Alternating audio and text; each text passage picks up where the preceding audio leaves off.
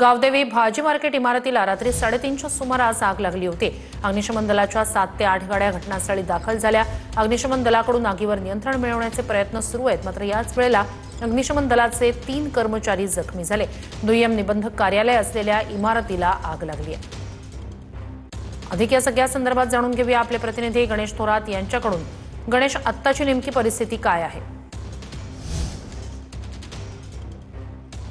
नक्की श्रुती, पाहायला गेलं तर गेल्या 2 ते 3 तासापासून ठाण्यातील भाजी मंडई गावदेवी या ठिकाणी मोठ्यापण भीषण आग लागलेली आहे। रात्री 3:30च्या सुमारास ही आग लागलेली आहे। अजून आगीवरती नियंत्रण मिळवण्याचं काम जे अग्निशमन दलाकडून केलं जातंय, आपत्ती व्यवस्थापन असेल, अग्निशमन दल असेल, पोलीस यंत्रणा सर्वच या ठिकाणी आलेले आहे। पाहायला गेलं तर मोठ्या प्रमाणात गोडाऊन असेल, या ठिकाणी भाजी मंडई असेल, कपड्याची दुकानं असेल, सर्वांनाच या ठिकाणी मोठ्या भीषण आग लागलेली आहे। 2 मजल्याची इमारत आहे आणि खालच्या मजल्यावरती तळमजल्यावरती मोठ्या प्रमाणात आग लागण्यात आलेली आहे, लागलेली आहे। आणि या ठिकाणी पाहिलं तर जिल्हा निबंधक कार्यालय देखील आहे, प्रभाग समिती देखील आहे ठाणे महानगरपालिकेच्या, आणि या ठिकाणी देखील आगीचा लोड जे आहे ते या कार्यालयापर्यंत पोहोचताना आपल्याला पाहायला मिळतं। आणि आगीवरती नियंत्रण मिळवण्यासाठी आतापर्यंत 6 ते 7 अग्निशमनच्या गाड्या या ठिकाणी दाखल झालेल्या आहेत। आणि याच ठिकाणी 3 कर्मचारी जे अग्निशमनचे ते देखील जखमी झालेले आहेत। त्यामुळे आगीवरती नियंत्रण मिळवण्यासाठी मोठ्या प्रमाणात शर्थीचे प्रयत्न या ठिकाणी आपल्याला करताना पाहायला मिळतात। आणि मोठ्या प्रमाणात या ठिकाणी भाजी मंडई असेल, कपड्याचं दुकान असेल, इतर दुकानं असेल, गोडाऊन देखील असेल, मोठ्या प्रमाणात नुकसान झालेलं आहे। आणि या ठिकाणी